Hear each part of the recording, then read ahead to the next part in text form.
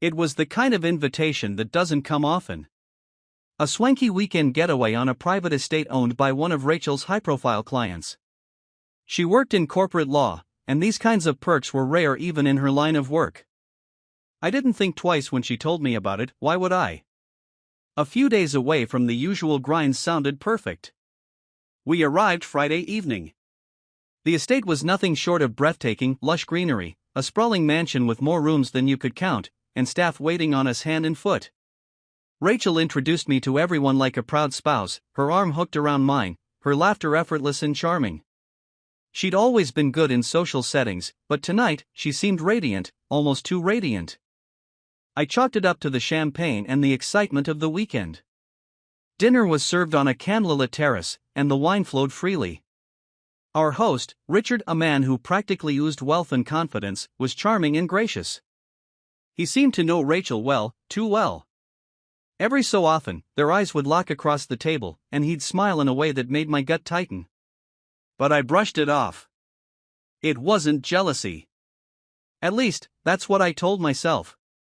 By midnight, the party had devolved into small clusters of guests lounging by the pool or dancing in the grand living room. Rachel was unusually animated, laughing louder, drinking more. She caught my eye across the room and gave me a wink before slipping into the night air toward the gardens. Just grabbing some air, she called over her shoulder when I raised an eyebrow. It was a beautiful night, but something felt off. I stayed back, watching her silhouette disappear into the darkness. I wanted to follow her, but I didn't want to be that guy, the overbearing, paranoid husband. Still, unease nodded me, and before I knew it, my feet were moving. When I reached the edge of the garden, I heard voices.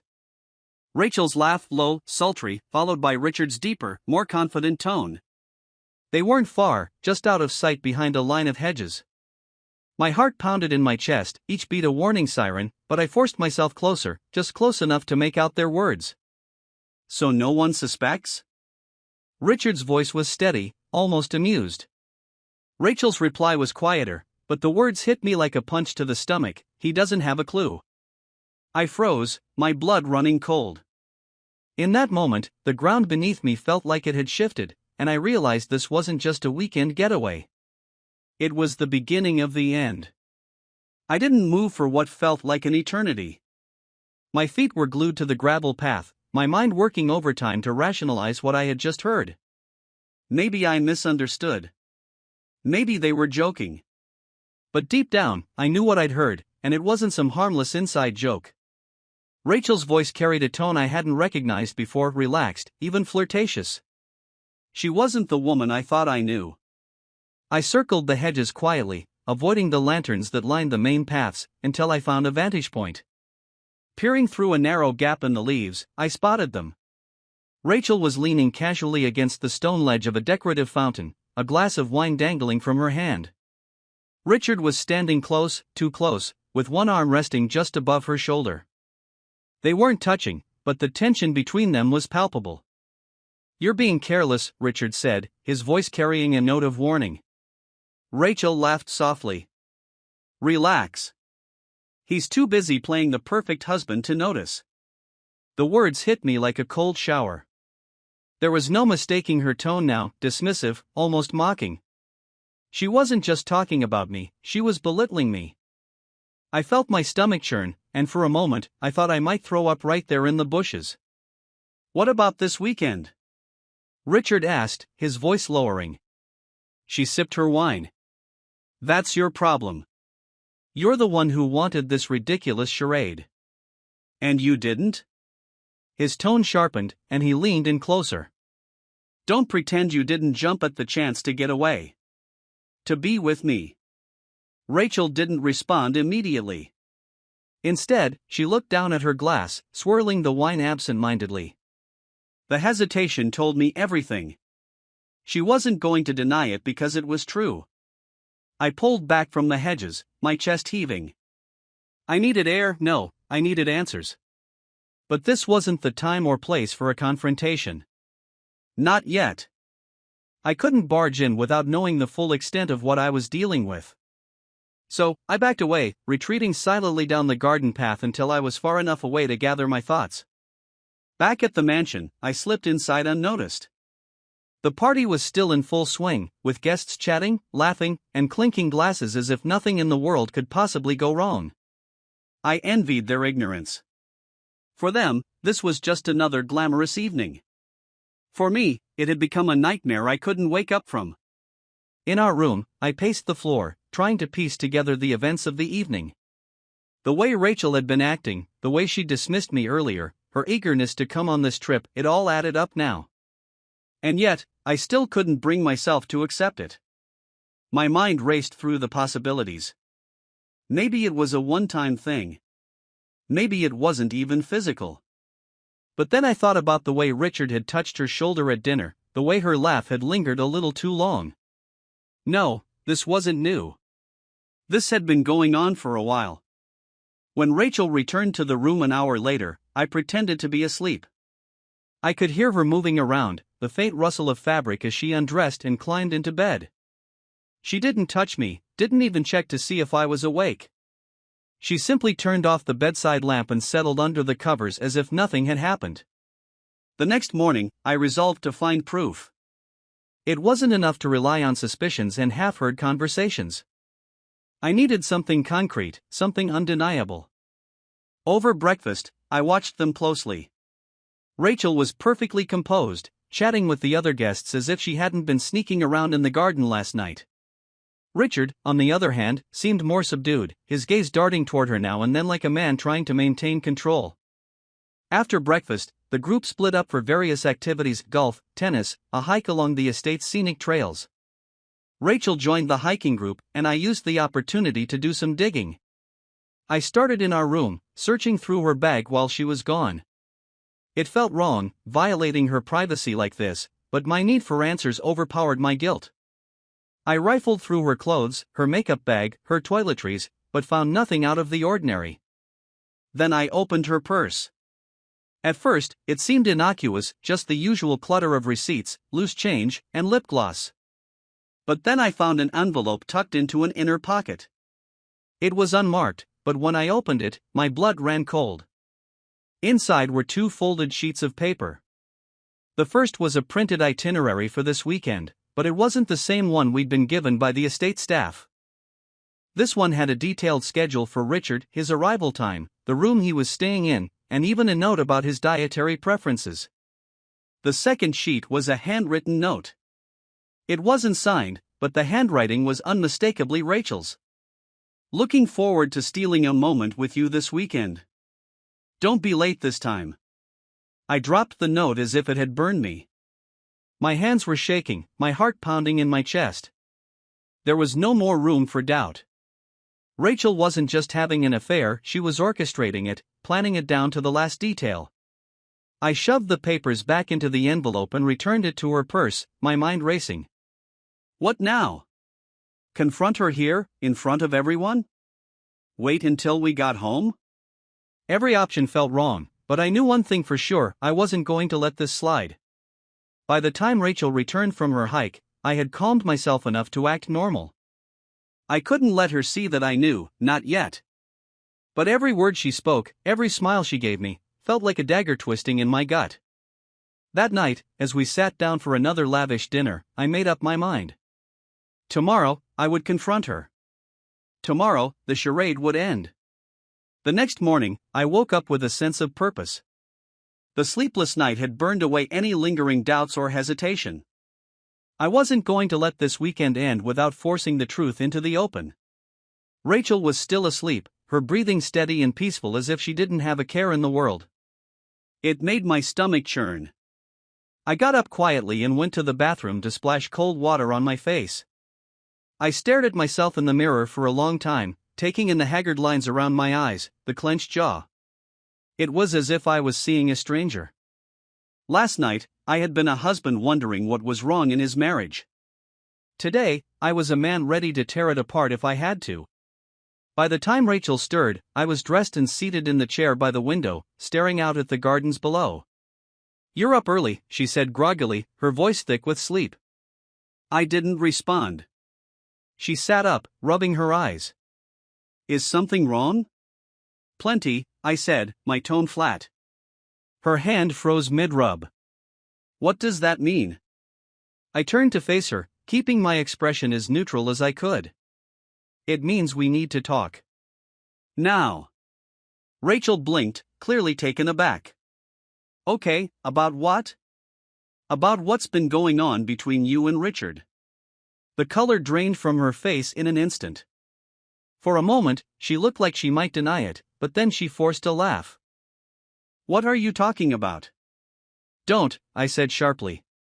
Don't insult me by pretending you don't know. She pulled the blanket tighter around her, her defenses going up. David, you're not making any sense. Richard is just a colleague. A colleague you sneak off into the garden with? A colleague you write notes to about stealing moments together? That got her. Her eyes widened, and I saw panic flicker across her face. She quickly masked it with indignation. You went through my things? That's an invasion of privacy. You're damn right I went through your things, I snapped. Because you weren't giving me a choice. You've been lying to me, Rachel. About this trip, about him, about us. I had to find the truth for myself. She swung her legs off the bed, her expression shifting to anger. You had no right. I had every right. I roared, my voice echoing off the walls. You're my wife. Or at least you were. But now I'm not sure what we are anymore. The accusation hung in the air like a thunderclap. For a moment, the only sound was the faint hum of the air conditioning. David, she started, her tone softer now, almost pleading. You've got it all wrong. Oh, really? I said, folding my arms. Then why don't you explain it to me? Explain why you told him I was clueless. Explain why you planned this whole trip just to be with him. Rachel hesitated, and I saw the wheels turning in her head as she tried to come up with an explanation that would get her out of this. It's not what you think, she said finally. Then tell me what it is, I said, my voice cold. Because from where I'm standing, it looks a hell of a lot like you're having an affair. Her mouth opened and closed like a fish gasping for air. It's complicated, she said weakly. No, I said, shaking my head. It's not complicated. It's simple. Either you're cheating on me, or you're not. So which is it? She didn't answer. Her silence told me everything I needed to know. I laughed bitterly, the sound harsh and hollow. Unbelievable. After everything we've been through, after everything we've built, this is how it ends? With you sneaking around like some horny teenager? David, please, she said, her voice breaking. It wasn't supposed to happen like this. Then how was it supposed to happen?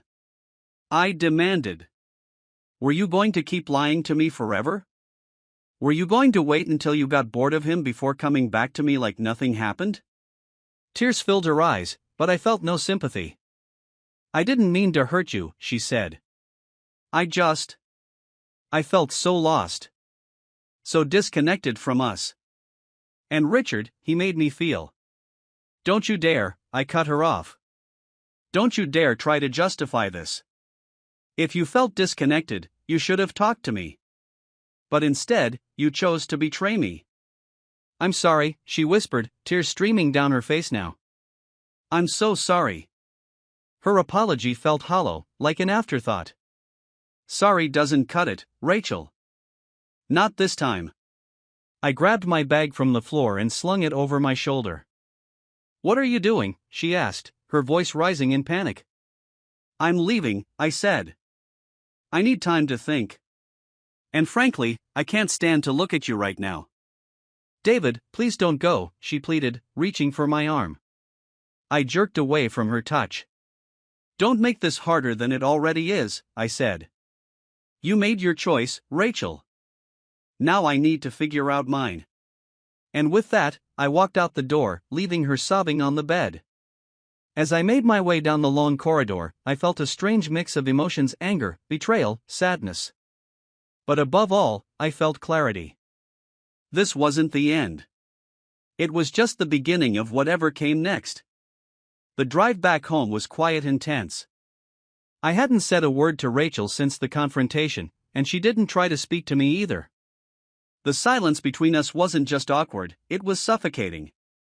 I could feel her glancing at me occasionally from the passenger seat, but I didn't give her the satisfaction of acknowledging it. My thoughts were elsewhere, consumed by the weight of what had happened and the decision I had made.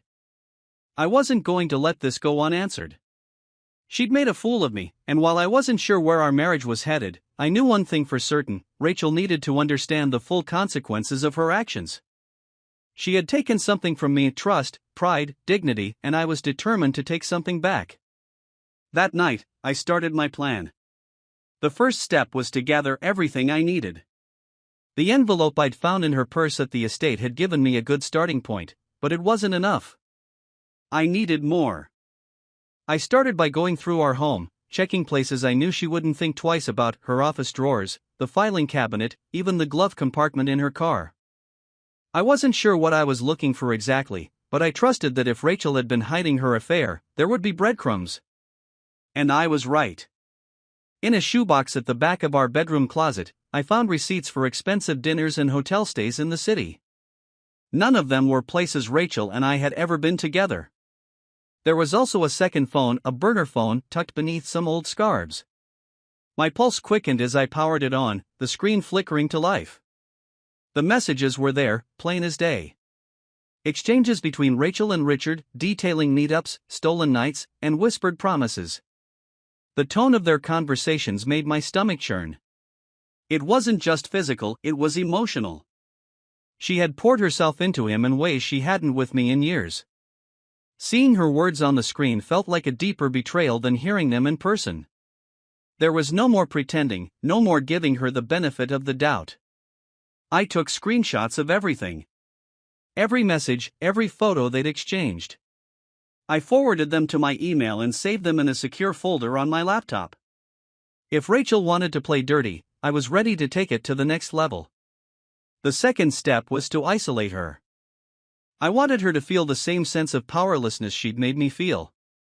I began cutting her off in subtle ways. I stopped responding to her texts, stopped engaging in conversations, and started making it clear that our relationship was no longer a partnership. When she asked why I was acting this way, I gave her non-committal answers, brushing her off with an indifference that mirrored how she had treated me. She noticed, of course. She tried to fix things, made dinner, bought gifts, even suggested counseling. But I wasn't interested in repairing what she had already broken. Her attempts to reconcile felt hollow, like she was going through the motions without truly understanding the gravity of what she'd done. I didn't argue with her anymore. I didn't fight or accuse. I just let the silence between us grow, letting her sit with the guilt and the unease. It was a cruel kind of satisfaction, watching her squirm under the weight of her own betrayal. The third step was public accountability. Rachel had humiliated me, and I wasn't going to let her walk away from this unscathed. I decided to expose her affair, not to everyone, but to the people who mattered most in our lives. Her parents, her siblings, our closest friends. I compiled everything I had found: the messages, the receipts, the itinerary from the estate, and put it into a neat, organized folder. I started with her parents. I visited them one evening, armed with the evidence, and laid it all out on their dining room table. They were stunned, their expressions shifting from disbelief to anger to heartbreak. Rachel's mother cried, and her father looked like he wanted to punch a hole in the wall. "She's my daughter," he said finally, his voice trembling. "But what she's done is unforgivable." "I thought you deserved to know," I said simply, standing up to leave. "She won't tell you the truth, so I had to." Next, I told her siblings. Then our mutual friends. One by one, I pulled back the curtain on Rachel's deception, leaving no room for her to spin the story in her favor. It was brutal, but it was necessary. I wasn't going to let her control the narrative. The final step was the legal side of things. I consulted with a lawyer, laying out everything I had gathered and explaining the situation. He assured me that the evidence would strengthen my case in the event of a divorce, especially if it came down to dividing assets or determining custody of our kids. Rachel didn't know I had contacted a lawyer. I kept it from her, playing my cards close to my chest. I wanted her to think she still had the upper hand, that she could talk her way out of this. But when the time came to serve her with the divorce papers, she realized how wrong she was. I'll never forget the look on her face when she opened the envelope. The shock, the disbelief, the realization that I wasn't going to forgive her. She tried to argue, to beg, but I stood firm. This is what you chose, I told her. Now you have to live with it. Revenge isn't supposed to feel good. It's supposed to be empty, a hollow victory that leaves you just as broken as before. But as I watched Rachel crumble under the weight of her actions, I felt a grim satisfaction. She had torn apart our life together, and now she was paying the price. I wasn't done yet, not by a long shot.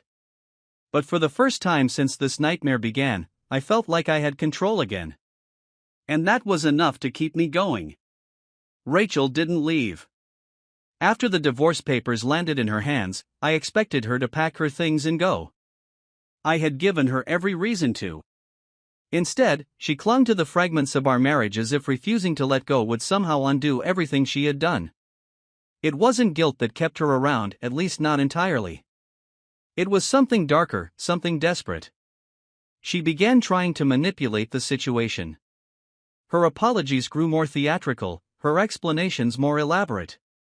She wanted me to see her as the victim, not the villain. At first, I ignored her. I wasn't interested in excuses. But when her persistence became unbearable, I decided it was time to put an end to it once and for all. It was a Tuesday evening when I called her into the living room.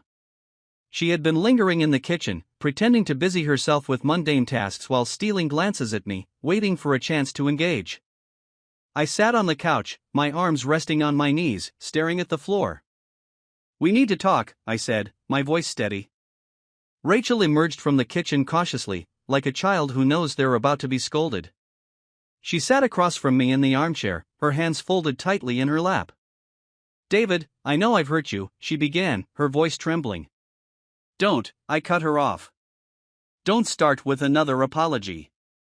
I've heard them all, and they mean nothing to me anymore." She flinched as if I had slapped her. "I don't know what else to say," she whispered. "Then stop talking and listen," I said. For the first time, she obeyed, her mouth snapping shut. I leaned forward, locking eyes with her. "Do you even understand what you've done? Do you realize the damage you've caused?" Rachel's eyes filled with tears, but I pressed on. "You didn't just cheat on me, Rachel. You destroyed the foundation of everything we built together. You made me question every moment, every memory, every promise. You made me doubt myself, my worth, my sanity. I didn't mean to. Stop." I snapped, my voice rising. "You keep saying that, but it doesn't change the fact that you did it. You chose to lie. You chose to betray me. And you kept choosing it, over and over again, every time you saw him, every time you messaged him, every time you looked me in the eye and pretended nothing was wrong." She was crying openly now, her tears falling in silent streams down her cheeks. "I don't hate you, Rachel," I continued, my voice softening. "I don't even know if I can hate you. But I can't love you anymore. You took that from me." The weight of my words hung in the air, and for a moment, neither of us spoke. Then Rachel broke the silence. "I don't want to lose you," she said, her voice barely audible. "I don't want to lose us. There is no us," I said. "Not anymore. What we had is gone, and there's no getting it back." She shook her head violently. "No. I can fix this. We can fix this. We just need time. Counseling. Something. Anything." I sighed, leaning back against the couch. "You don't get it, do you? This isn't something you can fix with counseling or time. This isn't a crack in the wall that you can patch up and pretend it never happened. This is a collapse. And we're buried under the rubble." Rachel looked at me, her eyes wide with desperation. "So that's it? You're just giving up? You're throwing everything away?" "No, Rachel," I said. "You did that. I'm just cleaning up the mess." She stared at me, her face a mask of anguish and disbelief. "You don't mean that," she whispered. "Yes, I do," I said firmly. "This is over. I've filed the papers. The only thing left to decide is how we move forward from here." "What about the house?" she asked, her voice cracking. "What about the kids? What about everything we've worked for?" "We'll figure it out," I said. "But not together." Rachel buried her face in her hands, her shoulders shaking with silent sobs. I wanted to feel pity for her, but I couldn't. She had made her choices, and now she was living with the consequences. After a few minutes, she composed herself enough to speak. "Do you really think you'll be happier without me?" "I don't know," I admitted. "But I know I won't be happy with you." Her face crumpled, and for a moment, I thought she might lash out, scream, accuse me of being cruel. But she didn't.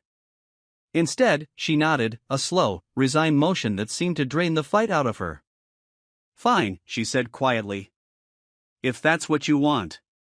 "It's what I need," I corrected.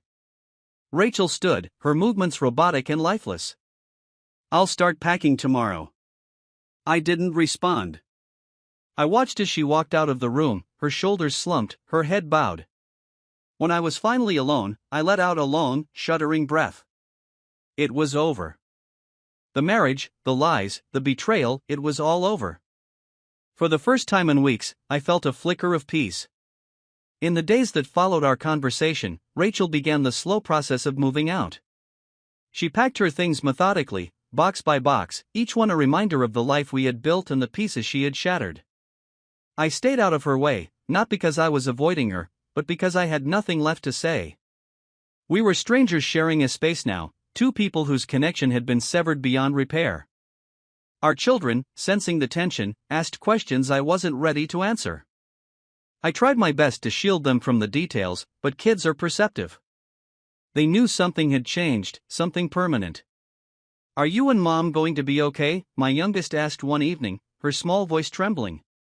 "We're going to figure it out," I said, kneeling to her level. "Things are going to be different, but we're still a family. We'll always be a family." It wasn't a lie, but it wasn't the truth she wanted. I could see it in her eyes, the way her brows furrowed in confusion. She didn't understand, and I couldn't make her. Not yet. Rachel moved out the following weekend. She didn't ask for help, and I didn't offer it. A moving truck came and went, and just like that, her presence was erased from the home we had shared for more than a decade. The silence that followed was oppressive at first, but I welcomed it. It gave me space to think, to breathe, to begin the long process of piecing myself back together. I threw myself into work, taking on extra projects to keep my mind occupied. When I wasn't working, I was with the kids, trying to maintain some semblance of normalcy for their sake.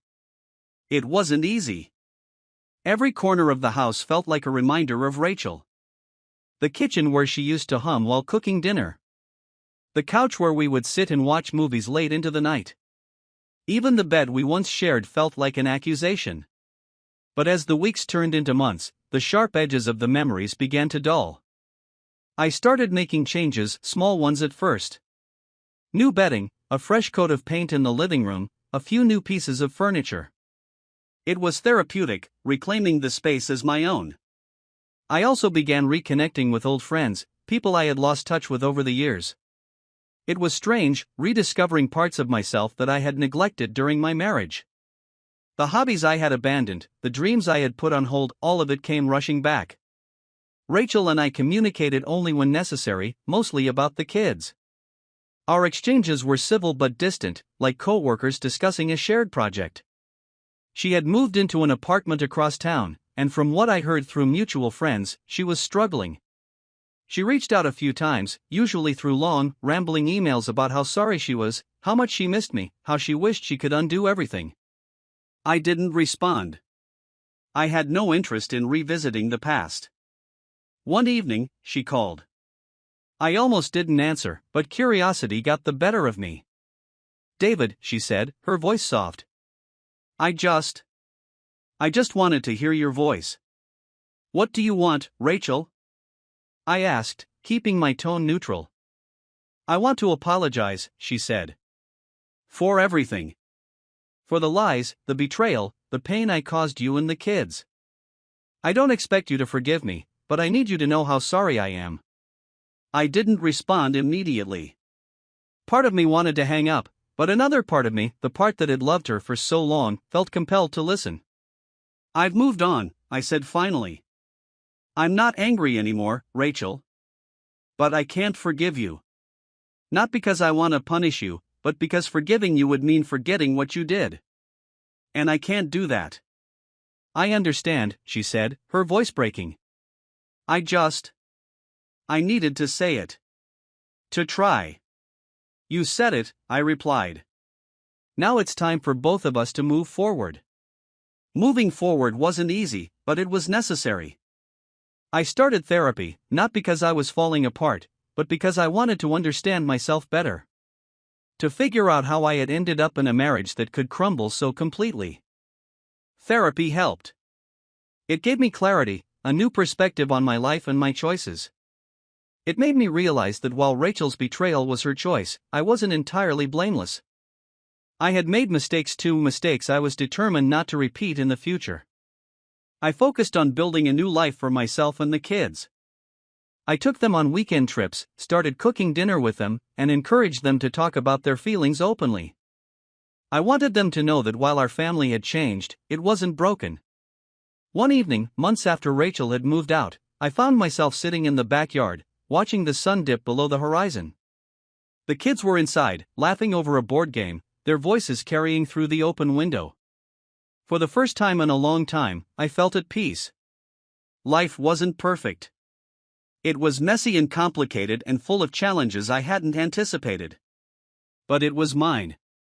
Rachel's betrayal had taken a lot from me, but it had also given me something in return, clarity. It forced me to re-evaluate my life, my priorities, and my values. It taught me that I was stronger than I had ever realized, capable of surviving the worst and coming out the other side. As the stars began to dot the night sky, I smiled to myself. The past was behind me, and the future was wide open. And for the first time in a long time, I was ready for it.